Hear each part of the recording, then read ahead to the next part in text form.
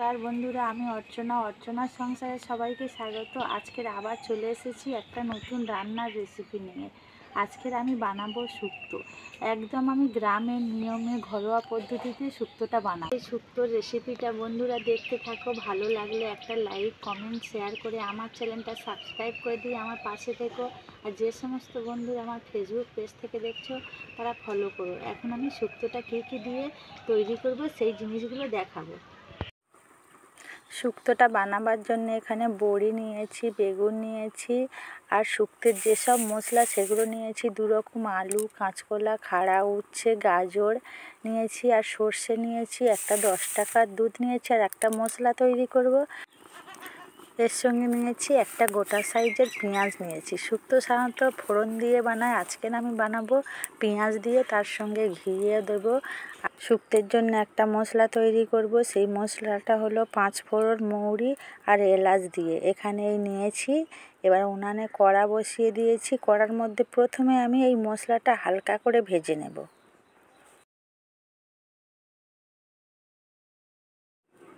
মশলাটার কড়ার মধ্যে দিয়েছি, এবার হালকা করেই ভেজে নিচ্ছি। ভেজে এটা গুঁড়ো করে শুক্তোটা যখন হয়ে আসবে তার মধ্যে দেবো। দিলে শুক্তোটা একদম কড়মমালির মতো স্বাদও হবে, সেন্টও হবে। এই ভাজা হয়ে গেছে, এটাকে এবার আমি তুলে নেব।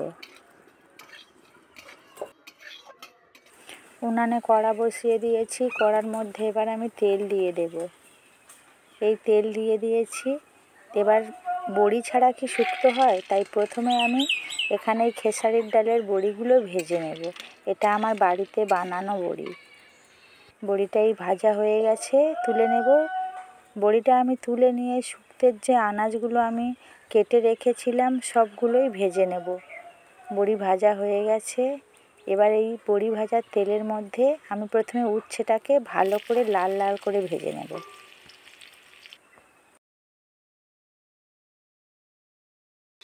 উচ্ছেটা ভাজা হয়ে এসেছে, এটাকে নামিয়ে নেব। এবারে গাজর ভাজছি। গাজরটা একই রকম করে আমি ভেজে নেব। গাজর ভাজা হয়ে গেছে, এবারে কাঁচকলা দিয়েছি। কাঁচকলা ভাজা হয়ে গেছে, এবারে আমি দেব পেঁপে। এই পেঁপে দিয়েছি।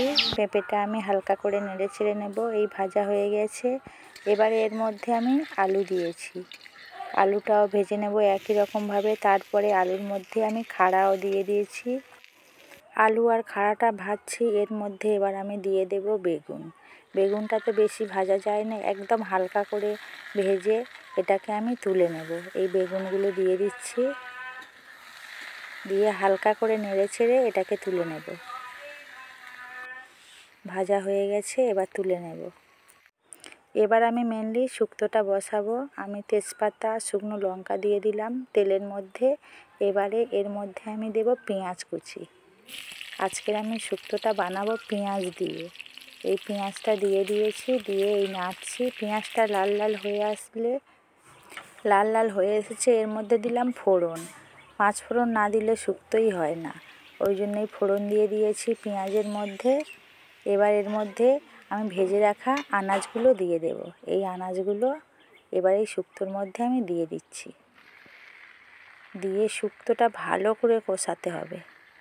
কষিয়ে প্রত্যেকটা আনাজ একদম ভেজে নিয়েছিলাম তা সত্ত্বেও নরম হয়ে আসবে। এবারে এর মধ্যে দেব কাঁচা লঙ্কা, আদা বাটা। এটা দিয়ে দিয়েছি, দিয়ে হালকা করে কষাবো। আমি শুক্তোয় আজকের হলুদও দেব না, লঙ্কাও দেব না। এই 4টে কাঁচা লঙ্কা দিয়েছি, এটাই দিয়ে আজকে আমি শুক্তোটা বানাবো। এই ভালো করে কষিয়ে নিচ্ছি। এর মধ্যে একটু লবণ দিয়ে দিলাম। লবণ না দিলে তো শুক্তোর স্বাদই হবে না। এই জল দিয়ে দিয়েছি। এবারে কিছুক্ষণ ফুটবে তরকারিটা। শুক্তোটা এইভাবে করলে বন্ধুরা খেতে খুবই ভালো লাগে। আর শুক্তোর মধ্যে যদি দুধ আর যদি সর্ষে বাটা পড়ে তো তার স্বাদই আলাদা হয়। আর হয়ে আসলে দিতে হবে ঘি। শুক্তোটা ফুটছে, এবার এর মধ্যে আমি ডালের বড়িগুলো দিয়ে দেব। কেননা ডালের বড়িটা সিদ্ধ হওয়ার ব্যাপার আছে, তো ওই জন্য একটু ঝোল থাকতে দিতে হবে, আর বড়ি দিলে রসটা টেনে নেয়। এর মধ্যে দিলাম এবার সর্ষে বাটা। সর্ষে বাটাটা দেওয়ার পরে শুক্তোটা যখন এইরকম হয়ে যাবে, এর মধ্যে এবার আমি দুধটা দিয়ে দেব। আমি দুধটা আগে থেকে জাল করে রেখেছিলাম। এই দুধটা এবার দিয়ে দিলাম। দিলে শুক্তোর কালারটা আলাদাই হয়ে যাবে। এই আলাদা হয়ে গেছে শুক্তোর কালারটা, কত সুন্দর দেখতে হয়েছে। মিষ্টি স্বাদের হওয়ার জন্য চিনি দিলাম ঘি, আর যে আমি মশলাটা তৈরি করেছিলাম সেটা এখানে দিয়ে দিলাম। শুক্তো আমার একেবারে রেডি হয়ে গেছে। এবার আমি নামিয়ে নেব। আমার এই শুক্তোর রেসিপিটা কেমন লাগলো, ভালো লাগলে কমেন্টে আমাকে জানিও। আর এই রকম নতুন নতুন গ্রামীণ রান্না দেখতে আমার চ্যানেলটা সাবস্ক্রাইব করে দিও। আজকের এই পর্যন্ত, নমস্কার।